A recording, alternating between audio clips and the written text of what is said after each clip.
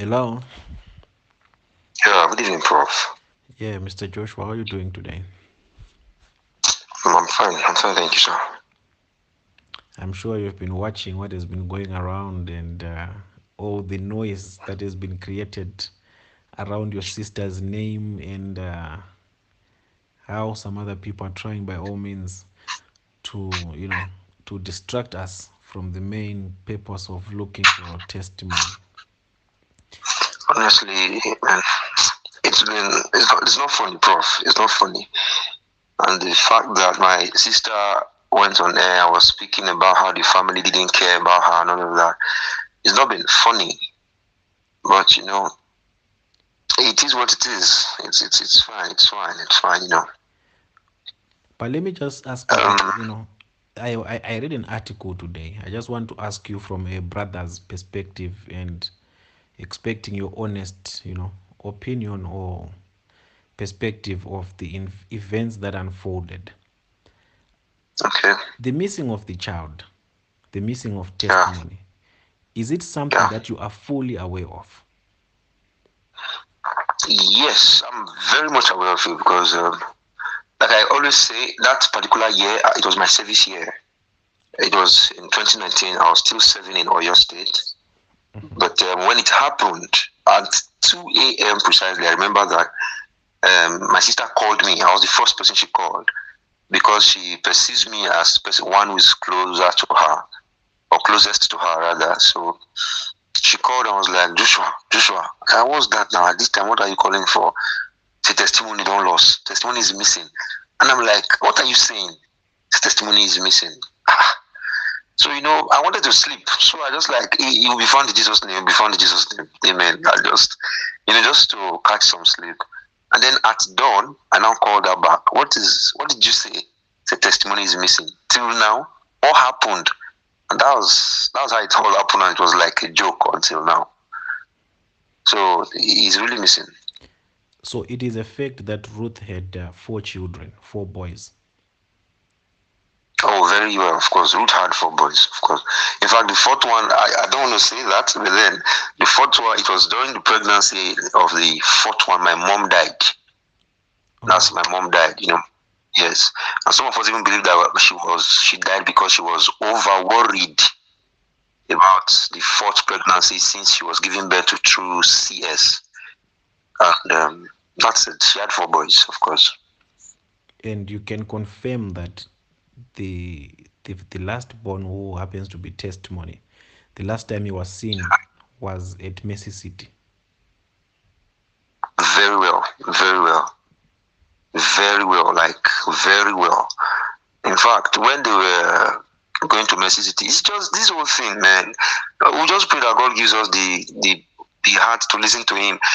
This Mercy City thing, when they were about to go, they also told me, and I was like, "What are you going there to do?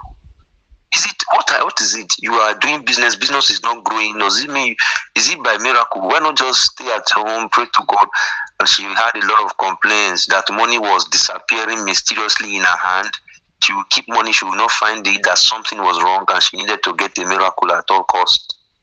But then she went there with the four children and then came back with three. So most certainly, I cannot deny that. I know she had four. She went with four and came with three. Okay. Despite the narratives that has been spread across the propaganda that has been propagated Yeah, across different digital platforms that yeah, are focusing on the misrepresentation of facts or of a fact or the inconsistency of Ruth's statements, despite all those other things. You know your sister better. yeah. Does she come across to you as someone that can play foul or as someone that can be in a position to make his own son disappear so that she can extort money from Jeremiah, or someone that can frame Jeremiah using her own uh, son's disappearance? honestly, honestly, honestly, the first time I heard that some people said she sold her son, I just laughed like I'm laughing now.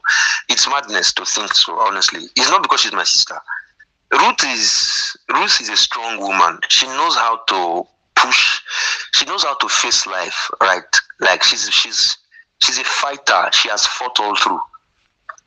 So there is no way. There is no way I can imagine that the sister I know will go and exchange her son for money. If it even happens, where is the money? I read the comment also somewhere, I think on Maureen's platform, where a woman said we should not forget that immediately she came back from Mercy City, she started a business, and then when she relocated to Abuja, she started a business. That's nonsense. I know. See, I have my own what's it called? I have my own anger against my sister on some reasons. So even at that, I am speaking right now that honestly, that's madness. It's nonsense because the business she started when she came back from Mercy City, the money was given to her by my uncle's wife, a teacher in a secondary school, took loan from the school. The school is called Gloryland. It's the biggest secondary school in Akoko Edo. So the woman buys cars to compensate her teachers. There are over 1,000 teachers in that school. So they give them loans to do businesses. So my sister went to my uncle's wife, who collected loan of I think about 400,000 or 460,000, I can't remember exactly, and gave to her to be selling bags of rice and granite oil. I'm very much aware of it. Like I'm the closest to my sister. I know everything. It was my uncle's wife who borrowed money for her. She started with it, and some Yahoo boys duped her that they were bringing his bag, I think some bags of rice for her. She should pay money. She paid more loan. In fact, she had made a lot of mistakes, honestly. I don't think everybody knows this, but I know this. She talks to me a lot. So some boys called her that they were bringing rice for her, and then she paid money into an account and didn't see rice. That was how everything crashed. And then was forced to leave Igada because my uncle's wife, who was a friend before, became an enemy to her immediately. 460,000 plus. What are you saying? There's no way to get it out. You gave everything out. So the woman too, because she couldn't. She thought she was helping her daughter. Her daughter, she calls her. All of a sudden, does not know her salary cannot pay for it for 1 year. She will have to run everywhere to get money.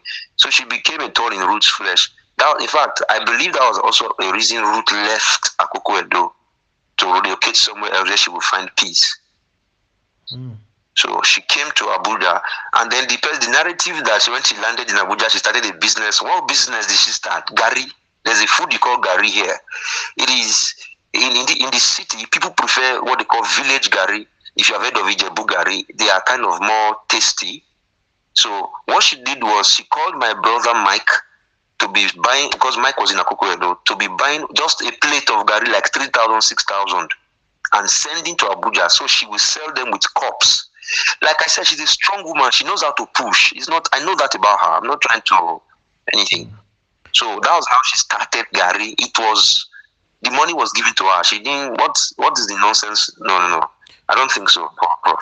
So all these people all this nonsense that people are saying that after she left Mercy City, she started having a good life, it's all a lie.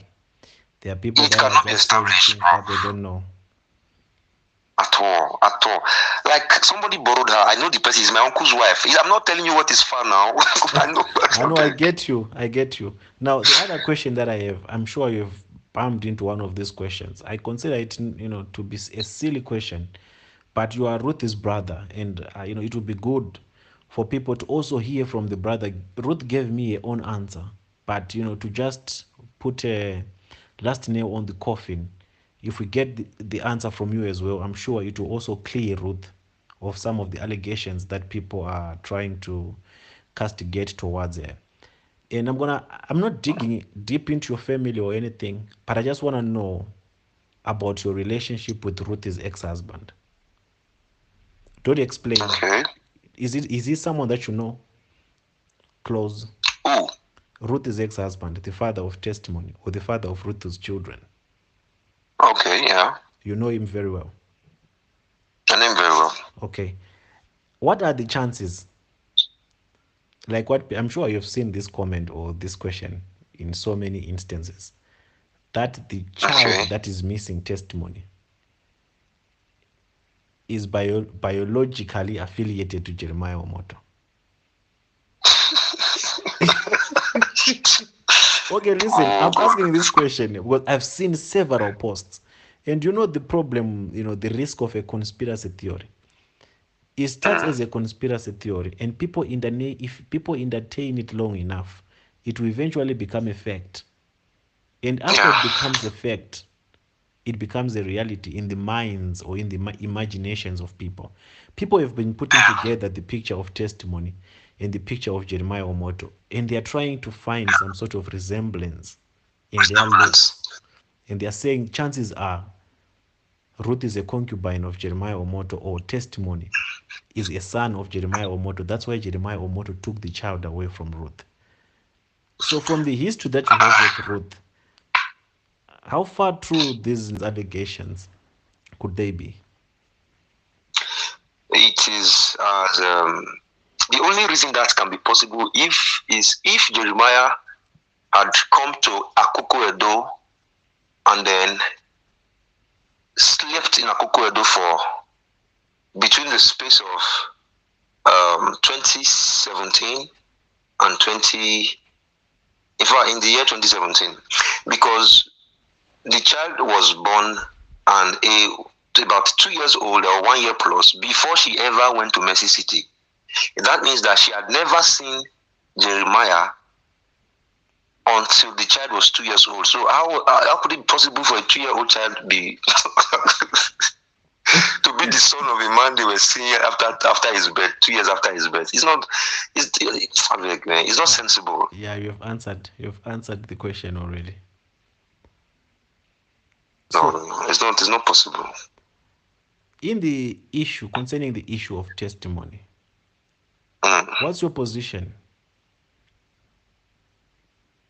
concerning, Um, his disappearance? Position. And do you think we're gonna find him? Do you think he's still alive? Or I know everybody would want to be positive and we would want to be hopeful. Yeah. Do you think he's still alive? You see, And do you think he's with I Jeremiah? know I don't want you to implicate if I answer, yourself in the process. of Yeah, course, I don't know. I think I'd rather stick with my answer of to be. I don't know. you don't I don't know know. what to say about that. Were, But whatever the case is, I'm just trying to say that were you close to him? Testimony. Were you close to testimony? I was in school when he was born, and the only time I had to be home was the few months when I was. In fact, after school, I just went for service.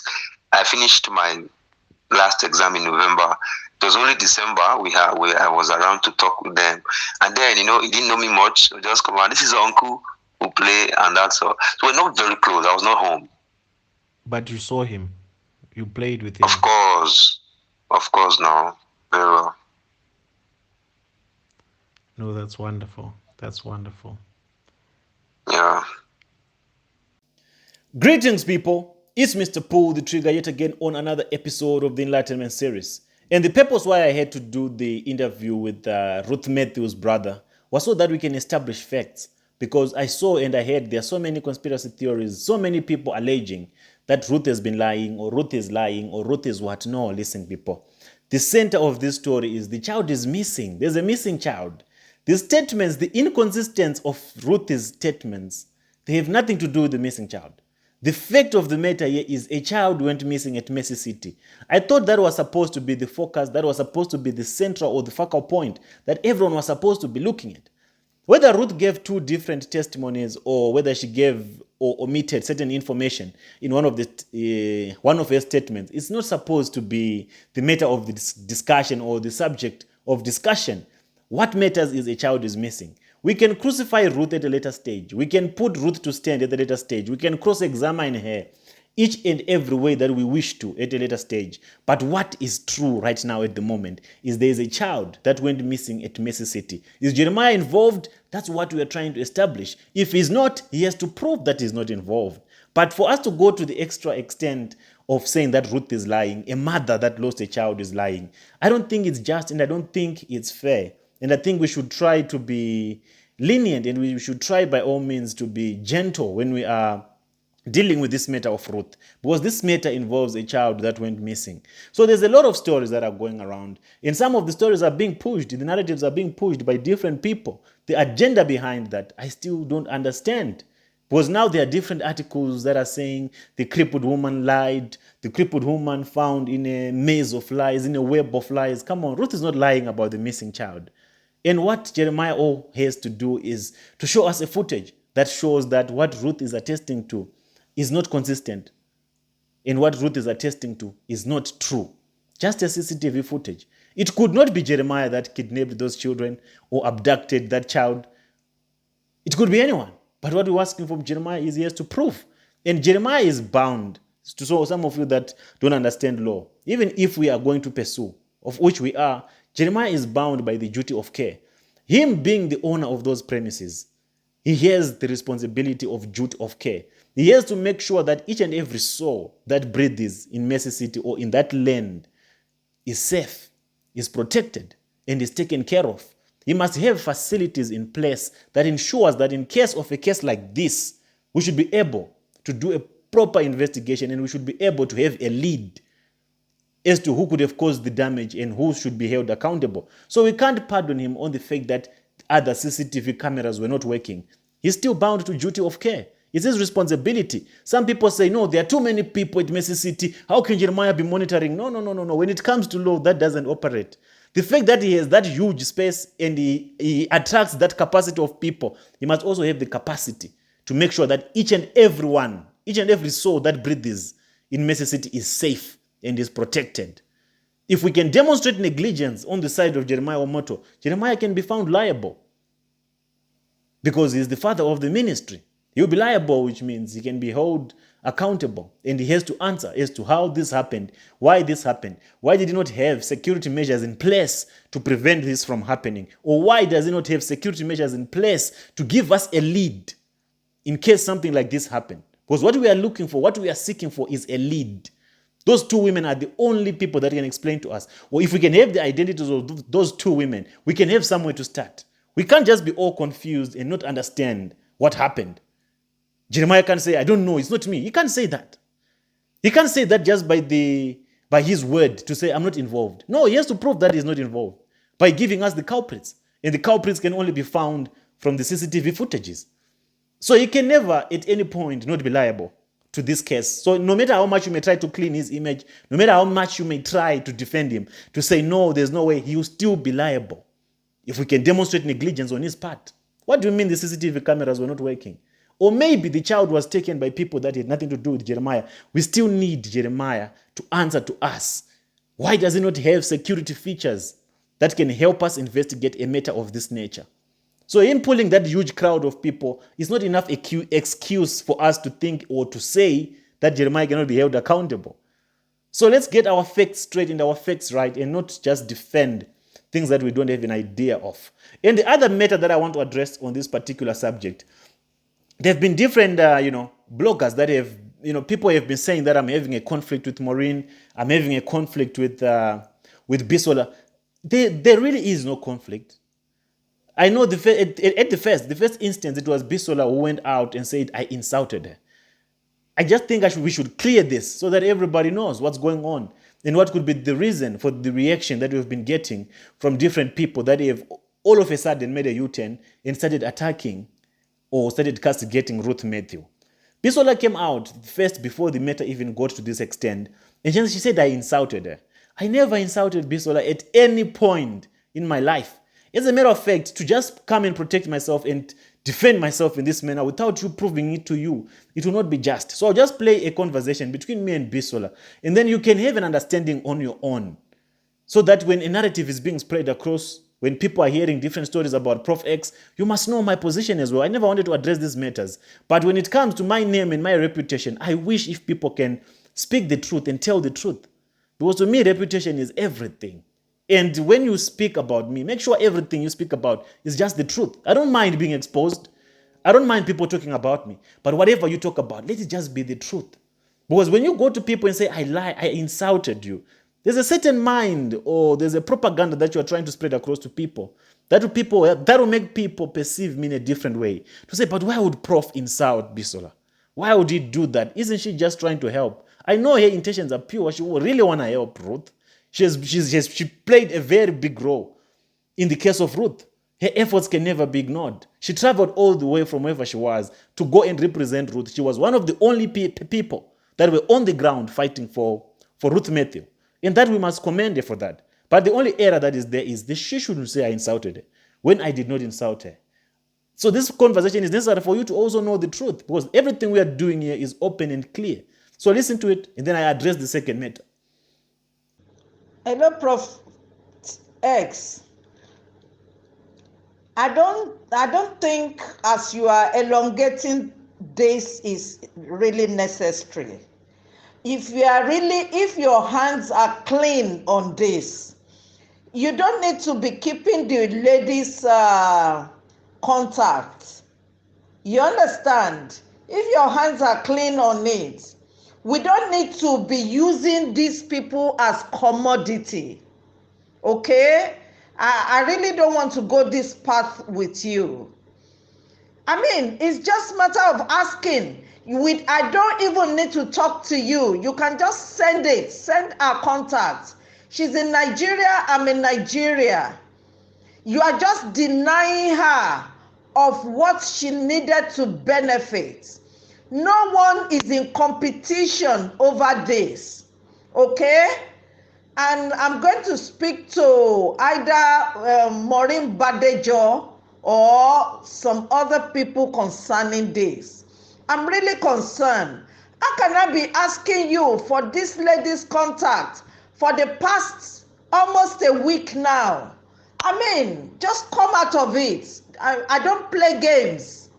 You people just started talking about charlatan.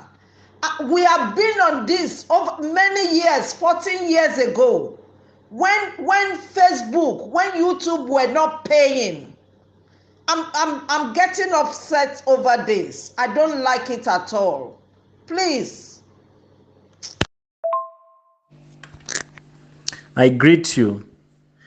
I don't understand where your frustration is coming from, and I don't know if it is of relevance to mention that you've been talking about charlatans for a long time. And if I may ask, why do you need Ruth's contact so desperately like this? What do you want to do with it? And I would like to believe that you have known about this case of Ruth for a very long time, and you never said anything about it. Why are you so interested in it to the point that you need a contact? What do you want to do with it?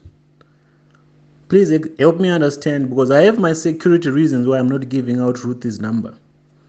What is your interest in this matter? If there's anything you need to know about Ruth, you can ask me, and I'll tell you.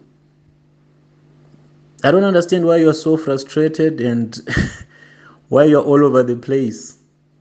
But do communicate with me. I'll be the proxy for Ruth. If there's anything you want to know, let me know.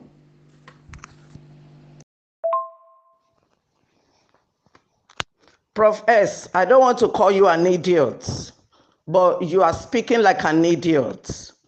I'm so much older than you, and don't be rude to me.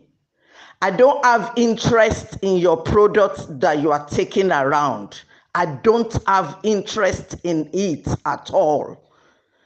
There is a radio station who had handled our case. I don't have interest in her. I told you, if you are deaf, can you listen? I told you, a friend of mine in US want to give her something. I don't have interest in her. it is you that have interest in her. So continue to use her to make money. I wish you the best. So yeah, that was my conversation with Bisola. This was the conversation that led or ended up being labeled as an insult to Bisola from Prof X. So I don't want to justify it too much. It's up to you to judge whether I was wrong, whether she was right. But the reason why I was not okay giving people, dishing out Ruth's number, just like that, I did not want this kind of commotion to be going on. Not because I was trying to make money out of Ruth. What money can I make with Ruth? Well, she says I'm trying to capitalize on Ruth so that I can make money. Which money? There's no money that I'm making out of this. I'm committing my time and my everything. I'm the one who's losing money in the process, which I'm not worried about. It's not an issue. The money that I'm spending is not even an issue at all. I'm not even concerned about that. The only thing I want is justice for the little one, for testimony.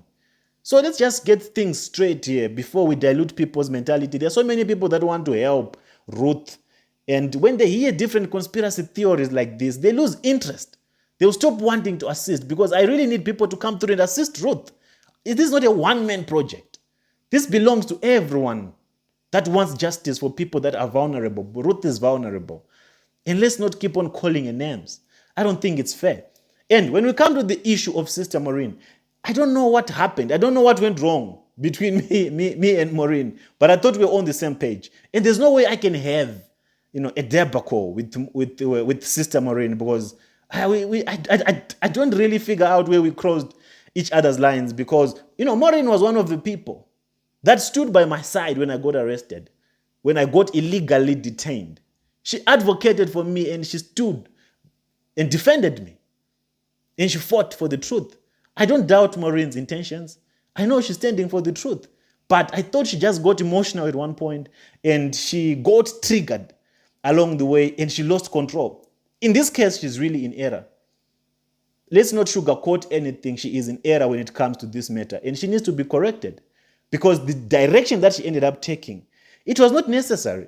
She started bringing all these other stories, interviewing people, Ruth's family and stuff like that. In my conversation with Maureen, let me just put it up here so that you can also help me, to analyze and to see where I was wrong or where Maureen was wrong. Because I'm not the one that can go out and try to suppress people or try to compete with people so that we can have what? This is far much beyond, recognition. I don't care about recognition. All I care about at this particular moment is to find justice for testimony. So in a conversation that I had with Sister Maureen, it turned out to be something because she thought I'm hiding something from her. She thought I'm trying to prevent her from investigating or from her digging deeper, of which I don't think it was the case. So listen to the conversation. So on the 25th of March, she texted me and she said, "Why would you say they shouldn't release Ruth's father and the hubby number to me? Why?" And then I responded because here she was saying that why are you telling the people that are involved in this matter not to give me Ruth's husband's or the father's number? And then I responded, of what relevance are they to Ruth's story? And then she said, a lot. Why are they quiet? Initially, I thought it doesn't, but after my conversation with Ruth, it is very important. Other people contacted me with more details, which we need to look into. And then I went on to say, let's keep our focus central to establish facts about the missing child. Conspiracy theories from third parties will only jeopardize the outcome of the case. Let's keep the family out of this for now. And then she went on to say, I'm sorry, Prof X. I'm not part of the third party doing my investigation. Doing my investigation doesn't jeopardize anything. If you can keep these numbers from me at this stage, this is totally wrong. And it shows that there's a lot that is wrong with the story from the first instance. And then I went on to say, you made a mistake by clearing Berekete family before doing thorough investigations. Let's not use the family for damage control. If I may ask, what perfect job did Berekete family do? Well, this was after she had said Berekete did a good job. And then she responded to say, Prof X, Berekete did a good job. I didn't make any mistake. He actually tried, but did you speak with Ruth? And then she went on to say, Berekete is a reporter. No one pay him a dime to travel everywhere to do his job online. Reporting is totally different. I'm sure by the end of the day you will know. Please go back and listen to Ruth's interview with me. Thanks. Let me continue my investigations. That's where the conversation ended. So with Sister Maureen, I think she thought that I was trying, or she thought I was hiding something, because my approach to this matter was, I don't need Ruth's family's contributions or their opinions or their side of the story when it comes to the issue of Ruth. So when I refused to release the contacts of the family, she thought I'm hiding something, or she thought I'm challenging her, or she thought I'm trying to protect some information that I know. Yet there is no information that I know. The reason why I did not want Ruth's family involvement is because of this confliction that is there now. That people are saying a lot of things. They said their own things. But at the end of the day, the reason why we are here, why we are having this conversation, is because there's a child that is missing. And this child went missing at Mercy City. So I thought the family of Ruth being implicated was going to divert people the same way that it has done right now. It has diverted people's attention. And it has caused a little bit of confusion and damage to Ruth Mathew's testimony, because the enemy has capitalized on the fact that there are also different narratives that are coming from the family. So these are the few debacles that kind of contributed to the little confusion that people assume. But I still think that the Ruth case is still solid. Ruth case cannot be altered with any other conspiracy theory that can come from anywhere. Ruth has a case. A child went missing at Jeremiah Omoto's church, and Jeremiah has to be held accountable. Jeremiah has to tell us what happened. Jeremiah has to cleanse himself. He has to prove himself not guilty of the allegations of him being the one who conspired to get Ruth's little one testimony abducted. That's my story, and I'm sticking to it. So let's not focus on many things that have really nothing much to add on to the case, because the case is there's a missing child, and we need Jeremiah to be accountable for this missing child, and he needs to answer as to what could have happened, what happened in his ministry. He's responsible. In as much as you don't want him to be, he's responsible. So till I meet you again on the next episode of the Enlightenment series, it's Mr. Pull the Trigger. I'm out.